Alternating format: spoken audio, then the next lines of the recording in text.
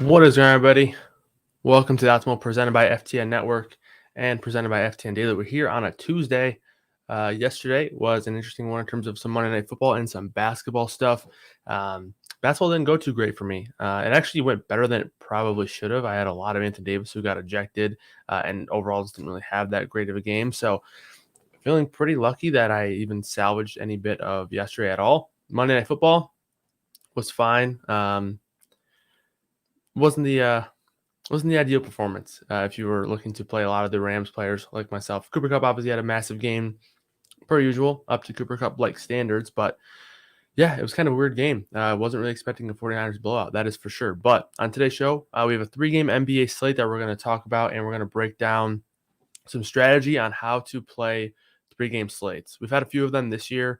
Last 3-game slate that we had almost went really well for me. Ended up getting flipped on its head on the last second layup by Kyle Lowry, but almost took down the $9 tournament on FanDuel until that Kyle Lowry layup with, I think, like 12 seconds left or something like that. So hopefully we can kind of replicate some of that almost near success, I guess, and carry over to this 3-game slate. Have a couple of pretty interesting teams. We have the Nets, the Warriors, Clippers, Spurs, and then there's 2 other teams on the slate that I'm blanking on right now. Atlanta, I think. No, not Atlanta. It is Philly and Philadelphia and Utah. That's what it is. There we go. But overall, that's how the slate is looking today. It's one that I think, I'm not necessarily in love with 3-game slates, but we're going to talk about it. We're going to talk about how I'm going to build some lineups using the optimizer over on DraftKings. We're going to do some DraftKings builds and talk about some general strategy as well. So let's run the intro and then we'll get right into that. Every day, DFS players set out in search of the perfect lineup. Great Scott! To help you craft the best lineup in the land, FTN's Kyle Murray is here to take you through one of the most powerful tools in the DFS world. That's what I do. I drink and I know things. It's The Optimal with Kyle Murray.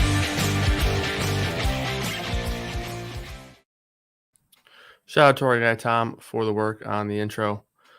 Let's hop into the optimizer here. I think the NBA one's pulled up. Indeed it is. All right, here we go. So like I mentioned, 3-game slate. Projections are in there. Ownership is up. Ownership will update a ton prior to the slate. I'll probably update it after the show here. But, yeah, in terms of top projected players, Kevin Durant, Paul George, Steph Curry, James Harden, DeJounte Murray are those over 45. Tobias Harris is another one that's over 40, and Donovan Mitchell's right around 40. No Joel Embiid once again here, and Matisse Thybulle and Danny Green are also likely out, I believe, for this one. So kind of another thin rotation there for Philly. But let's look at the games here up here at the top. Golden State in Brooklyn, 3-point spread. Philly and Utah, 10-point spread. And then Clippers and the Spurs, 7.5-point spread. So you can kind of see that there's one game that is definitely, in terms of overall appeal, is more interesting than the other two. And that's because of the higher total and the smaller spread. People are probably going to find themselves drawn towards that game. And then you have Joe Harris out for Brooklyn as well. So that could open up some potential value there. But first, let's talk about some strategy things for 3-game slates. If you guys have any things that you want to touch on or you want to comment on, maybe some ways that you approach 3-game slates, feel free to throw those in the chat. I'm watching the Twitter chat on my phone. Down here, I have the YouTube and the Twitch chats connected to StreamYard, so I can pull those up on the screen. So feel free to throw any kind of comment or suggestion or question in the chat, and we'll pull those up and figure those out. I'm going to turn the lights on, actually. There we go. I was wondering why it looks so dark. I forgot to turn the lights on. All right. So 3-game slates are kind of weird. Some things you kind of have to approach a little bit differently. Obviously, you have less players to play with the lower amount of games, so there's just less players. So that'll probably contribute to lower player pools, and also it can potentially change some things with some of these settings. So for a normal slate, I will typically run three uniques is kind of what I've been running recently.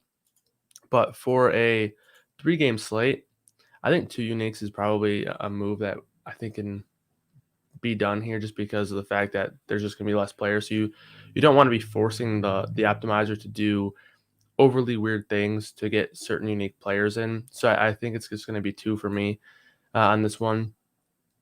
As for the salary range, that's probably not going to change for me here unless I really notice that, I almost never touch salary range unless it's a slate that I know that I want to get balanced on, which typically isn't that frequently. Like, to be honest, typically paying up for somebody is going to make a ton of sense, right?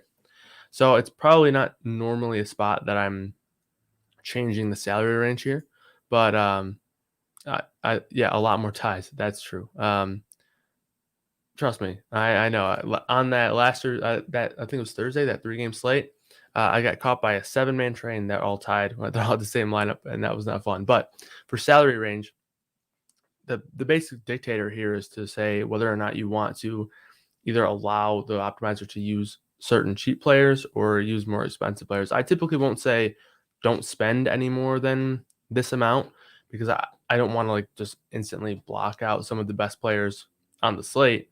But if the optimizer is like continually forcing in certain cheap guys, I'll probably then consider maybe bumping this up to like 4,000 or something. And I don't know if that's something I'll do on this slate, but that's just something that you can consider on certain slates. But we'll talk about that maybe after we look at some lineups. Fantasy point range, you typically don't have to worry about that too much because the optimizer is already going to build you the best possible lineups. So if you wanted to make it like 15 or something, that's fine, but you're never going to get someone with like a 1-point projection in a lineup. It's just not going to happen. So when you're thinking about fantasy point range, don't think about it like, oh, I want to make sure I get all these players out of the player pool that have like a 1-point projection. If anything, you'd want to use it to like get people who have like less than 14 or 15 out of the pool. So that's the way to use it. All right, salary cap's a big one on 3-game slates. I'm pretty sure we talked about this. I don't know if it was last week, but it might have been for the first slate of the year where we had that 2-game slate. But nonetheless, we talked about it at some point on the show. Basically, the use of salary cap restrictions on showdown slates or small slates to just ensure that you're getting a bit more unique. And a big thing to do here is go and cap the salary that you can use on a 3-game slate. Like for example, if lots of lineups are like if a lot of players are building their lineups just naturally, they're going to use a lot of that salary, right? But if your lineups are forcing the builds to not have any lineups max out that salary, you're instantly going to be able to get different here with all of your lineups, right? So you don't need to necessarily do a ton. You can bump it down $100, or that was not $100, but I mean you could say the max I want to use is $49.9. So that's saying you're automatically going to have $100 minimum left on the table. You can be a little bit more aggressive, maybe leave $500 to $700. No, I think 3 is probably a good spot just to say that's the most I want to use, and you don't necessarily need to do that either. There are definitely plenty of ways to build unique lineups, but this is a quick and easy way to do it. I would say anywhere from 2 to 5 is probably the good spot to be in for a 3-game slate. So I'm going to leave it at 300 for now. Projected ownership cap, that all depends on what the ownership is kind of looking like throughout the slate. So that'll have to be updated later. But the way I treat that is I'm going to, before I set any settings, I'm going to run like, 50 to 100 lineups, maybe even more. Maybe I'll run a full 150. And I'll kind of get a look for where the middle is kind of looking in terms of the ownership, like what the kind of the average is. I'll look at the most popular lineup and see what kind of number that's looking, because it's always going to change, right? Like for example, on a 13-game slate where the most popular projected player is like 14% owned, that's going to be a lot different than on a 3-game slate where the most popular player can be like 50 or 60%. Obviously, the average lineup is just going to have a ton more ownership. So that's an important thing to keep in mind. I would really try to base that based on the slate average. All right, number of lineups we're going to run. Let's just do 100 here. Actually, let's do 50 so that way we can run through them quicker. But we're going to be running this on tournament mode. Talked about this a few times. Tournament mode is a shuffle, basically to avoid clusters in your lineup. So let's say you have player A and player B who are the clear top projected players on the slate. You're typically going to find them ending up in a lot of lineups together. Like let's say you have 70% of player A and 60% of player B. A lot of those lineups are going to be those two together. Now, those two being together in the same lineups can be very good because you're going to have them projected well, so you're expecting them to do well. But let's say if you are clustering these combos, you're going to have a lot of lineups that are unable to diversify fully because of these clusters. So now what these lineups are going to do with the tournament mode is you're still going to get the same amount of exposure to each player, but it's just going to be more of a shuffle between these players, and they're going to be layered out throughout the lineup. So rather than, let's say you're building 100 lineups, rather than player A being in the first 70 lineups, which was going to happen if he's the best projected player or one of the best projected players, he's probably going to be in the very first 70. From lineups 1 through 100, he'll still appear in all 70 lineups, but he won't be necessarily in the first 70 to avoid that clustering, and you'll get that more diversified build. So, I mean, I guess it also depends on what kind of player you are. Like if you're looking for more of a tight core and like probably a more condensed player pool, you're probably better off going optimal mode. But I personally like to play in tournament mode. I want to make sure that I have diverse builds and I can kind of hit on different combos and all that stuff. So that's what the stats are looking at like so far. You always want to force a player from the last game into the flex. What I've been doing lately is I'm forcing like 2 players under 15%, but on a smaller slate like this, we'll probably just do 1 or 2. I've been doing force 2 players under 15%. That's what I've been doing on main slates. But I think for this case, we're going to do force at least 2 under 20%. But you'll quickly see there's just not that many. There's a good amount of players under 20%. But like for example, there's only, it takes you a pretty good amount of scrolls to get to anyone under 20%. So I really wouldn't recommend like forcing someone under 10% on this slate. I just, there's just not a lot of good plays under 10% because it's a 3-game slate and everybody is playing good plays. So I'll probably say 1 or 2 for now. We'll say 1. We'll say 1 for now, under 20%. But just so you guys can make a note of that, I have been forcing 2 under 20% or under 15% on larger slates. Prioritize completing lineups above the exposure settings. I do prefer to do that. And then randomization, been setting this at about 25 or 30% recently. 30% you could probably do on a smaller slate, but I'm probably just going to leave it at 25. It's been working pretty well for me. But all right, so these are like the main kind of settings that I'm going to be working with on a 3-game slate. I'm assuming this is kind of going to be what it's going to look like. If you guys are in the Discord, feel free to ask me questions closer to lock to see if any of these main settings changed. I have no problem answering that. But as of now, this is kind of what it's been looking like for smaller slates, and kind of certain things have been translating to main slates as well, or full slates, I should say. But this is what we're gonna rock with for now. All right, now the next situation here is the player team limits. I normally have been setting this at 3, and I probably will still do that for now, but you could technically get away with bumping it up to 4. You can technically roster up to 5 players from the same team on DraftKings. I don't love doing that. Sometimes it's like the last small slate we had, I think Philly was on, and they had everybody out. So it was just kind of, you had to play a ton of Philly players. But I mean, and there might be some teams like maybe the Clippers, the Clippers and the Spurs really have just a ton of value here. So maybe we bump it up to 4 for them. I'm not sure. We'll probably have to see what the lineups look like. For now, we're going to do 3. All right, and then the legacy stacking.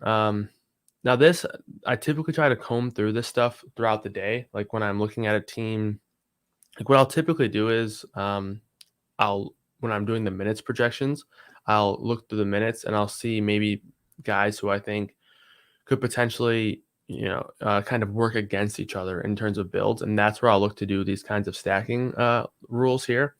I haven't done that yet, but we can kind of walk through a few. But these are typically things that are going to be added throughout the day and as I go on. So make sure you guys are also thinking of ways to do that. But the first one that I want to touch on is the Sixers, guys. So let's take a look at the Sixers here.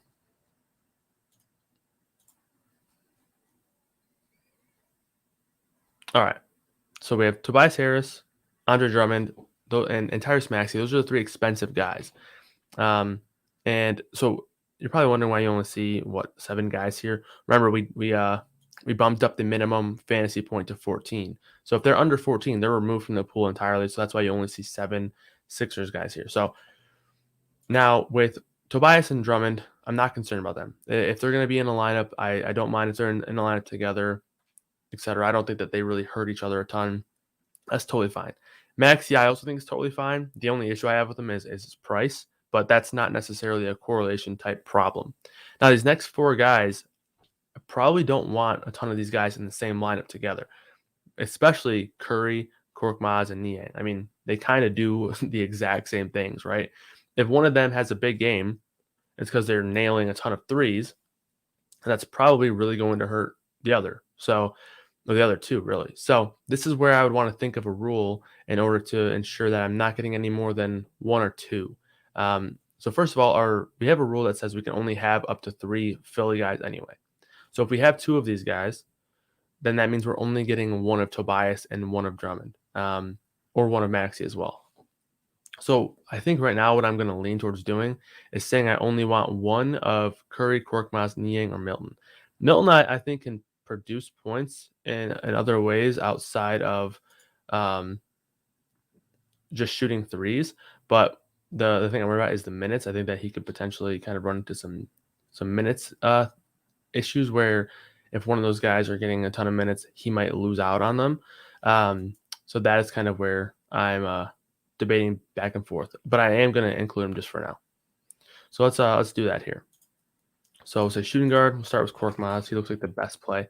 So stack Korkmaz with no more than. You can either do no more than or 0, or exactly 0 players. And again, if your personal preference is to do 1 player, that works as well. To say that means you're only going to have 1 player in this particular stack. But so Curry, Milton, Niang. I think those are the 4. Okay, so that's our rule. So we're not pairing anybody with Korkmaz between Curry, Milton, and Niang. And you can do that for all of the players, or you can just go down to the player combinations rule and say you want to stack between 0 and 1 of Seth Curry, Korkmaz, Niang, and Milton. So now this is going to say in all of the lineups, we're either going to have 0 or 1 of these 4 Sixers wing players. So that's a couple of ways to ensure that you're not going to get too many. And if you want, you can make it 2. But right now, I think I'm going to leave it at 1. And that's just those four Sixers guards, really. I'm not concerned about making sure we keep Drummond or Tobias or Maxey out of those lineups.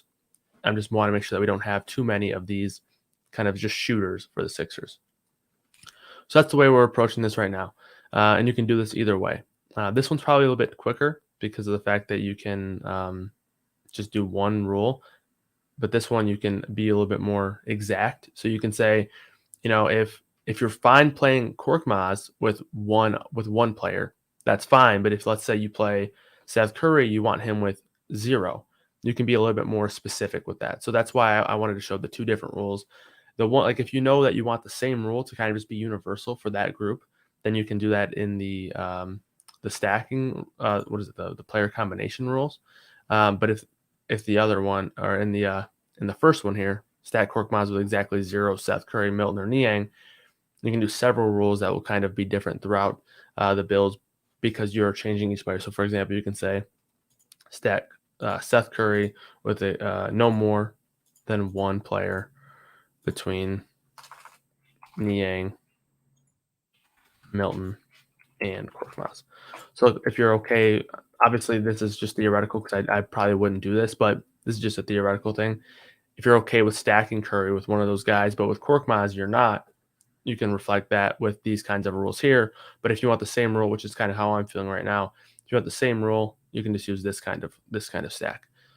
So that is how the first couple of stacking rules look. Now, a couple other stacking options here. We can look at the Clippers. There's one that I think makes a ton of sense for the Clippers, and that's Hartenstein and Zubac. Hartenstein's a guy that's projecting really well for me, and Zubac isn't projecting poorly either. And I think that those guys both on their own are fine, but I don't know if I would ever want to play them together because their ceilings aren't really going to pair all that well. So stack Hartenstein with no more than 0 of Zubac. And you can also do this. This is actually a funny comparison because the other night when I finished second in the $15 on FanDuel for the 20K, I had Hartenstein and Paul George, which theoretically wouldn't make a lot of sense from a lineup. If Hartenstein was going to have a big monster game, it was probably because he was going to get some blowout run, and Paul George probably isn't going to benefit from blowout run. So I probably should have had a better rule there that kept those guys out of the same lineup. But I had like 10 or 15% Hartenstein, so I had a good amount of Hartenstein, so I had no issue there. But I probably should have had a better rule to say if I have Hartenstein, probably don't play Paul George. And you can do that here if you want, but I think it does get a little bit murky on a 3-game slate because of the fact that if you're playing Paul George, you're playing him for his raw points upside. So even in 3 quarters, he can get to 45, 50 points anyway. So on a full slate, it's probably more viable to kind of negate these guys being in the same lineup. But on a 3-game slate, I don't know if you necessarily need to do that. But if you want to, all you got to do is throw him in this list as well. Paul George, maybe someone like Reggie Jackson would also fit that kind of bill. And you can do that for several players, right? Like, so for now, we're just going to do these guys. But let's say, I don't know, let's try to think of somebody. Let's go add all the games. Let's try to think of somebody that could potentially be pretty good in a blowout.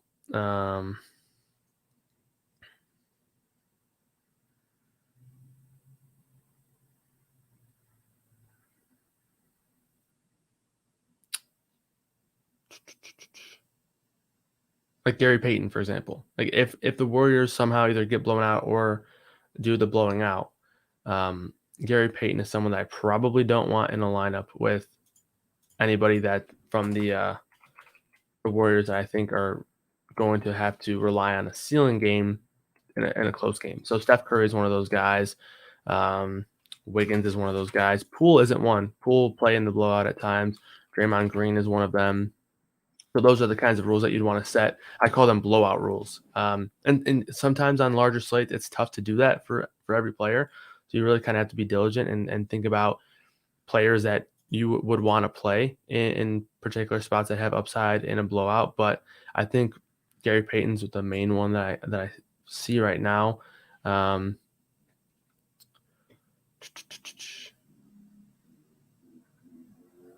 Yeah, so I think that's basically it for the blowout rules. Apparently someone's speed racing right outside. Sorry if you guys heard that, which I'm sure you did. I would be very surprised if you didn't hear that.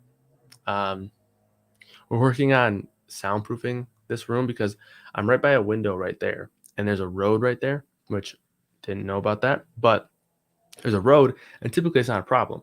But the only thing is, whenever there's a fire truck or something, which it seems like there's one every minute, or loud cars like that who are, speed racing themselves down the road, then it gets pretty obnoxious. Other than that, it's not too much of a problem. But sorry if you guys heard that. We're working on a little soundproofing system there to help you guys with not being able to hear that. But we heard nothing but money. Well, that's good. I'm actually curious, did you actually not hear that? I tried to talk over it, but if you did hear it in the background, I'm actually curious. I'd be very surprised if you didn't hear it, but I would be I'd be pretty happy if you didn't. But now here comes the fire truck. I mean, could be going after the guy who was just speed racing down the street. Kyle, could you talk more single entry versus MME? Yeah, so okay, yeah, you heard it. I figured. All right, so that's a good question. So single entry versus MME, a lot of things are different, right? Like for single entry, you're probably not trying to build these certain rules out, right? For me personally, and this all kind of depends on your approach to single entry as well.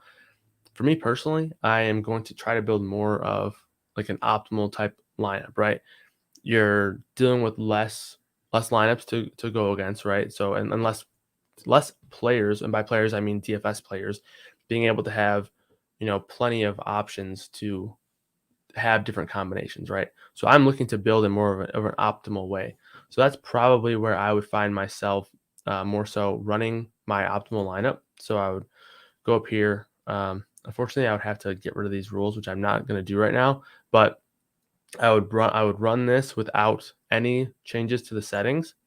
And at the end, maybe at the end we'll do that. But I don't want to lose these settings. So at the end, we'll potentially look at that, but you'll get rid of all the settings to have like the standard build or the default settings. You'll run that optimal lineup, that cash game lineup. And then from there, you could look for 1 or 2 pivots, maybe even 3 or 4. It just kind of depends on what you're trying to do there. But running the optimal lineup, you'll notice that sometimes when you're running the optimal lineup, when you're using projections that maybe a lot of other people aren't really using, which could potentially be beneficial there. Like, for example, last night it didn't pan out, but it looked like it really was going to. In my optimal lineup with my projections, Dylan Brooks was in the optimal lineup. He had 23 FanDuel points at halftime at, I think he was like 5 or 6% ownership in a single entry.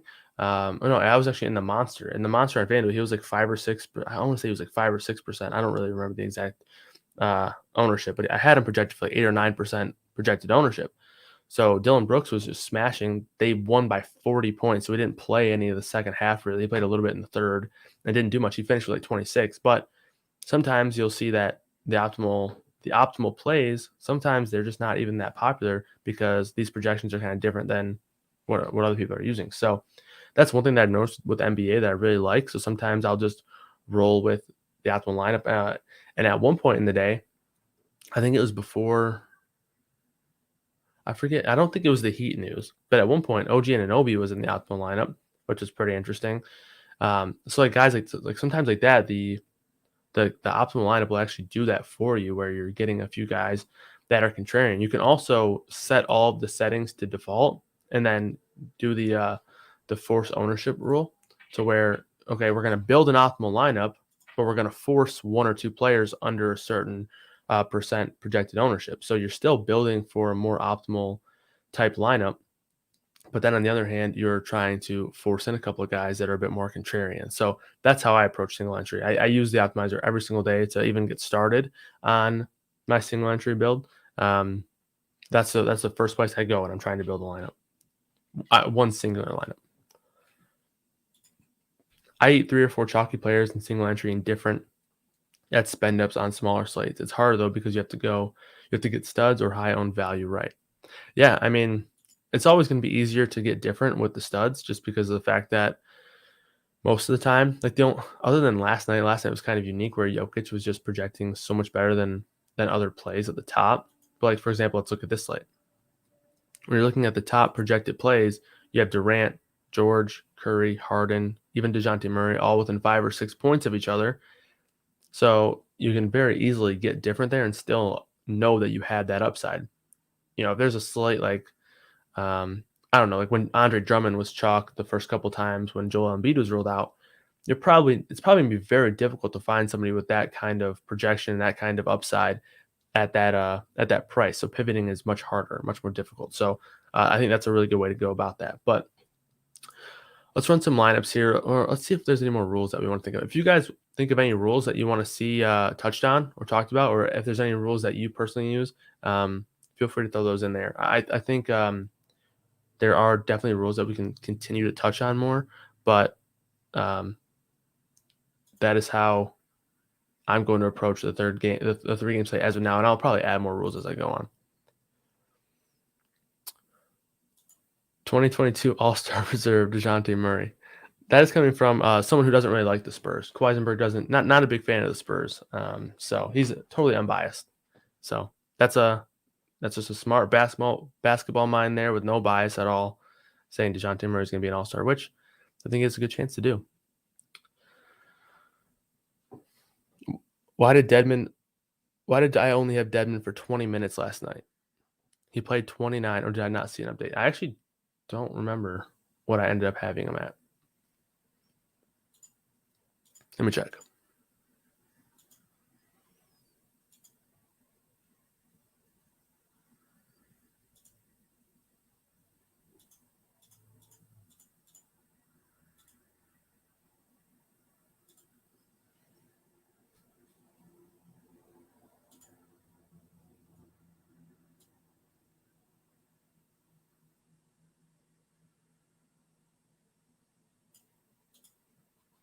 It's not pulling up. I can't see what I had him at. But I mean, I didn't expect him to play massive amounts of minutes either way. Like even after he was announced starting. So I don't know if 20 is where I ended up having him. So it might have been an earlier update, but I had him projected for like. I mean, at the end of the night, he was projected as the best point per dollar play.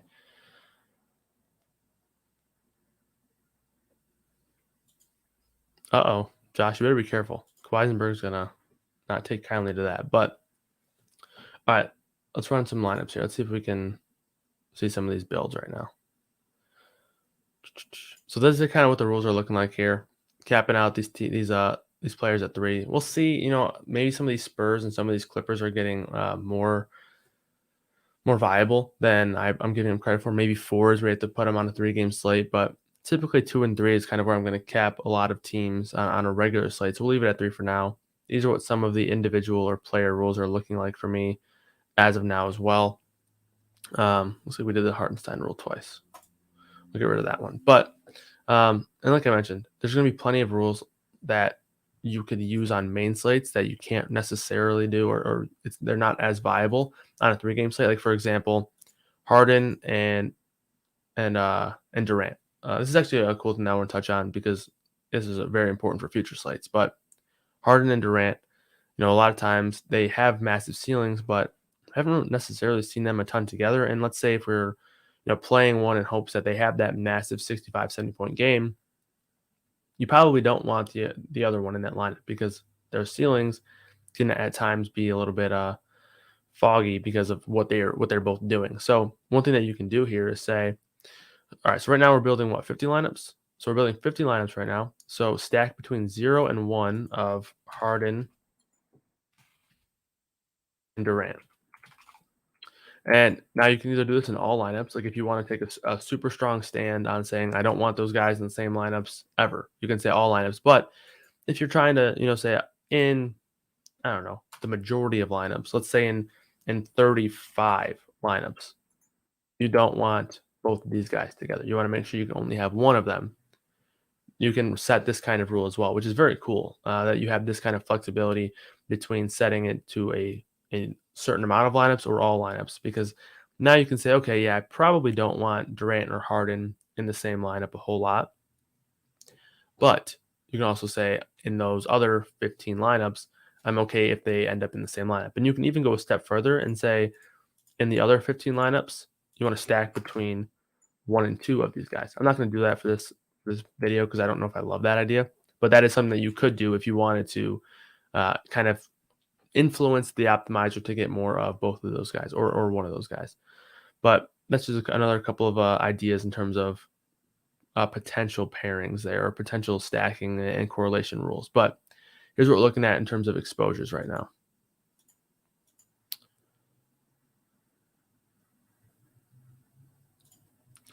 Hey, Kyle, can we start including Super Draft in the show? I want to learn how to improve what I'm doing over there. Yeah, so eventually the optimizer is going to be Super Draft friendly as well. So once that happens, we'll definitely have some Super Draft stuff for sure. I love Super Draft, and our guy Vlad just crushed Super Draft last night. Took down the main contest. So it's hard to do that with the optimizer now because I don't have we don't have any compatibility with the Super Draft site on the optimizer yet. But from what I've heard, we are planning on having that at some point. But hey, maybe our guy Weisenberg can get me a little sponsorship sponsored by Super Draft, and then we can do a little segment with some of the top plays. But once we get the optimizer ready to go with Super Draft, we will for sure have some Super Draft segments, no doubt about that. But also, Josh, the Super Draft, I use Super Draft projections, and they're on the site. I know you're a sub, so if you want to check those out, that's pretty much what I do. I play a lot of just the best projected plays in basketball. And for example, like last night, Dinwiddie and Cole Anthony and those guys were really filtering to the top of the projections with their multipliers. So that was a pretty good way of finding out where I'm at on the Super Draft, guys. All right, let's take a look at some of the top exposures here. Hopefully Joe Metz isn't watching because Eric Bledsoe is currently my most owned player. Eric Dreadso, as Joe likes to call him.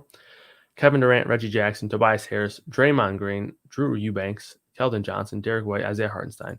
Let's run through Hartenstein, make sure we have no Zubac in there. Looks like we're all good. Yep, all good. All right, cool. So the rule worked there. So sometimes I just like to double check, make sure that we're all good there. But now another thing, when you're looking through here and trying to see maybe guys who are you're a bit too high on or a bit too low on. Oh, Joe was in here. Hey, Joe. I have no control over what this machine does. Maybe a little control, but maybe not enough. But hey, Eric Bledsoe. There it is. Joe, I will see you tomorrow morning, bright and early. I'll come knock on your door when Eric Bledsoe wins me all the money. But love to see that. But a good practice that I like to use to kind of see where I'm at on the field compared to the player that I have is right here. This column, exposure and projected ownership. I love that it's right here. I know it's kind of just like just a small thing, but it's actually one of my favorite things of the optimizer is that these are right here because I can quickly compare where I'm at versus the field. So Eric Bledsoe, you can see I'm almost doubling the field. Durant a little bit over the field. Reggie Jackson about 20% over the field. Tobias Harris doubling the field. Draymond Green almost doubling the field. So these are like, and then obviously when you scroll down, you'll find some guys that you're below the field on as well. Donovan Mitchell, I'm almost 50% on compared to the field. Bruce Brown, Andre Drummond, I'm lower on. Blake Griffin, I'm way lower on. Batum, way lower on. Curry, Kennard, so those you can obviously look at those guys and be like, okay, cool, that's what I wanted. Or you can look at these and be like, I didn't really feel comfortable with being, having 4% Steph while the field has them at about 22%. So you can go here and you can either bump them up here to whatever percent you wanted, or you can say, hey, Kyle, your projection's wrong on him and update the projection. I won't take any offense to it if you wanted to update some of the projection there. But that is how I like to approach the builds, right? And basketball, a big thing is not necessarily correlation, but it also is sort of correlation because it's the fact that you don't want to hurt yourself with negative correlation. So that's what we're doing with those kinds of those rules, like the Hartenstein rule and the Gary Payton rule and the Sixers rules. Like those are the kinds of rules that we're setting to ensure that our lineups don't have negative correlation. But also exposure control is extremely important in NBA because a lot of times you're going to have less stacks and less, correlated rules and all that stuff. Like you're not going to say pair Bledsoe with at least 2 of Reggie Jackson and Paul George like you're going to do in football, right? Like in football, you're saying pair Russell Wilson with at least 1 of Lockett and Metcalf. You're not doing that in basketball. It just doesn't really work that way. So while you're not doing that, there are still ways to make sure that you're building strong lineups, and that is to make sure that your lineups aren't negatively correlated and that they have good exposure control to just ensure that you are where you want to be in comparison to the field. So got about 5 minutes left in the show here. So if you guys have any questions, get those in there. I've been trying to watch on Twitter. Appreciate you guys joining in here. We were up a pretty good amount of numbers there at one point. Thanks to everyone who shared the stream on Twitter. Appreciate that.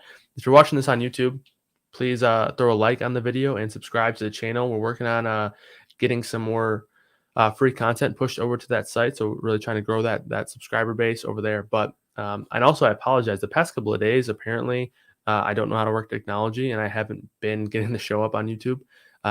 We have 2 different YouTube accounts. One is the YouTube account that we're actually using, and one is the one that I've just been using by myself, apparently, that nobody watches and nobody even knows exists, and I've been just using it.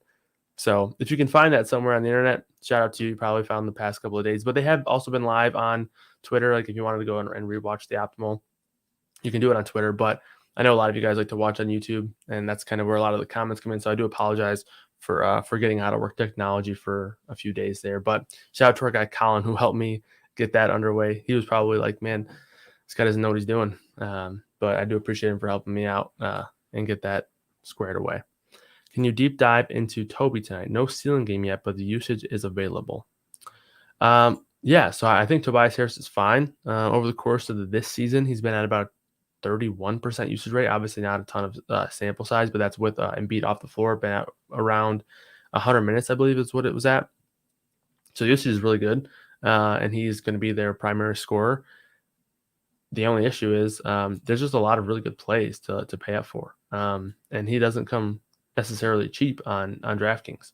8,500 over there. He's only 7,700 on FanDuel, so much better play over there. But overall, I think Tobias Harris is a very strong play, but I don't know if he's necessarily an elite play. But overall, very, very strong play is what kind of how I would grade him out there. I'm for about 41 DraftKings points, I believe, is where I had him at. Let me double check here.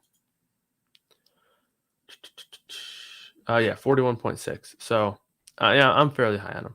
I've been wondering where the show has been lately. Yeah, that's 100%. I mean, like the StreamYard was telling me that it was going out to YouTube, which it was. It was just going out to the wrong YouTube channel, one that nobody knows exists. So yeah, that was on me. But I do apologize for that. But we're about to get out of here. Appreciate you all for tuning in. Again, this was just kind of a process show of how I'm going to be treating some 3-game strategy and 3-game lineup building stuff. If you have any questions on anything NBA related or anything DFS related, feel free to find me on Twitter or in the Discords on Discord if you are, or in the DMs on Discord if you're looking to ask any questions. And if you're a sub, we have those NBA channels that are just always popping off, and I'll answer any questions about the MME and all that good stuff up until lock. So I appreciate you all for tuning in. We'll be back tomorrow on a Wednesday to talk about some more NBA stuff. And then Thursday, I'll be back to talk some NFL. Thursday and Friday will be NFL. Tuesdays and Wednesdays are mostly going to be NBA. But appreciate you all for tuning in. We do have some cool things in the works for this show. So I'm really excited about it. I think it's going to get even better. Hopefully you guys have been enjoying it so far, and I'm looking forward to potentially making it better. Like the YouTube video. Yes, please. I appreciate that, Thomas. Shout out to all of you. We'll see you guys tomorrow. Good luck, everybody. Later.